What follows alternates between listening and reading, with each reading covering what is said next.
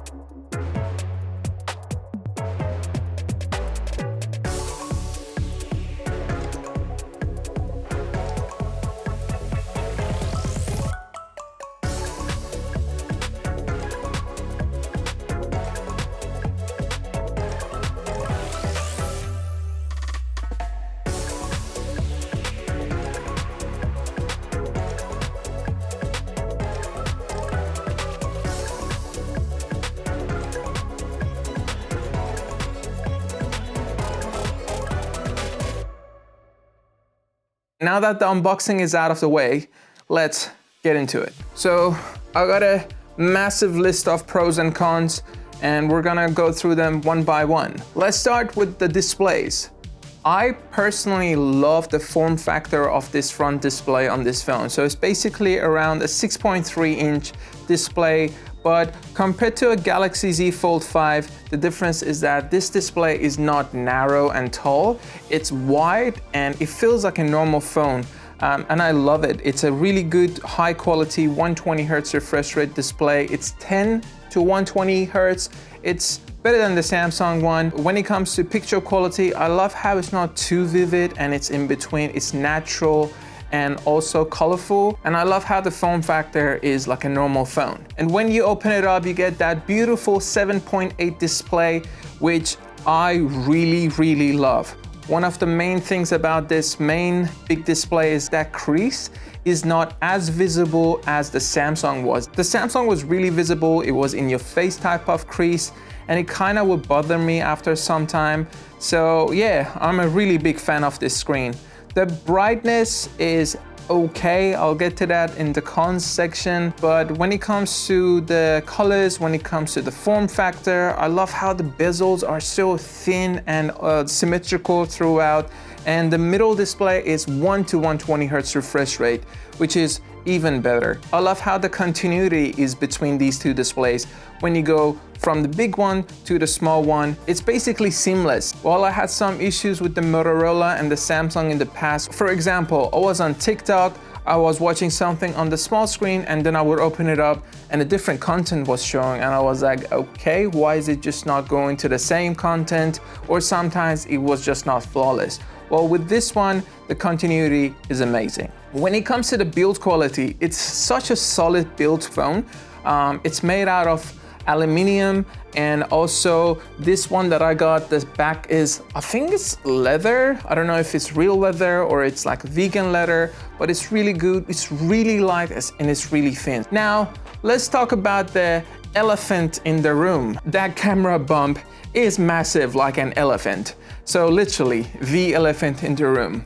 When it comes to the cameras, you got a 48 megapixel main camera, you got a 64 megapixel 3x telephoto, and a 16 megapixel 6x telephoto, and a 48 megapixel ultra wide angle. So you might wonder, I said 4 lenses, but there's only 3 lenses on this. I'm 100% sure they're doing what Apple does with the 48 megapixel sensor. They're cropping on that 64 megapixel sensor, and they're going from 64 to 16 and giving you more optical zoom. From my experience, that 6x telephoto in photo and in video is pretty good. But anything above that, like that 120x zoom that it is on it, it's AI, and sometimes it's really visible. If it's for text and maybe, I don't know, just like buildings, it might be okay, but if you put face in front of it, it becomes too blurry and weird, so yeah, nah. The front camera on this is also amazing. You got two front cameras. So one a 20 megapixel and the other one is a 32 megapixel. I would really like to take a selfie with this one because when you're taking a selfie, it does this little circle which you can see your face, and around it, it creates this light which lights up your face, but it doesn't do what Apple does and it just flashes a light and everything is either blown out or it's not good. You can see that the AI also helps out and makes the photo really good. For an Android phone, I personally like the selfie on this, and I usually am not a fan of Android selfies. So this one is a yes. And look, when it comes to video, you get the 4K video, you get 60 frames per second, 30 frames per second. When it comes to Dolby Vision, the zoom range drops. I don't know why, but if you want to shoot in Dolby Vision HDR, your zoom range is not going to be like the 6x optical, which you can get without Dolby Vision. So I would say it's a con and a pro at the same time, but yeah, some people like it, some people don't. When it comes to photos, the HDR is sometimes so good that I was blown away that in such a sunny scenario, it can bring out so much from those bright scenes, but sometimes you can see that it's too artificial. Some people like it, some people don't. In some scenarios, it was in my favor, and in some scenarios, you can see that it has done too much. But overall, I like this HDR more than the iPhone because iPhone doesn't do anything when it comes to the HDR, and it's either too dark or too bright. What Apple should take note, the mute switch on this one is actually a thing that you can go up and down. So you have three modes. So you got ring, which is full-on sounds, it vibrates. You got vibrate, which is only vibration, and you got silent, which also makes no vibration or anything. And even if you do it in your pocket, they all have a different type of haptic feedback, so you would know which one you have put it on. When it comes to the security on how you unlock this phone, you got a fingerprint scanner on the side like any other folding phone, but also it has facial scan with the camera. I like this more than the Samsung again because it has an option that it can brighten up the screen so it puts lights on your face and it works even in low light. While the Samsung and the other phones that I had before, they cannot do this and they always say more light needed. Okay, well, those were the pros, and now let's get to the cons. But before that, make sure you subscribe because I have the S24 Ultra coming soon, and I'm pretty sure you want to see a massive camera comparison between this Pixel 8 Pro, iPhone 15 Pro, and the S24 Ultra.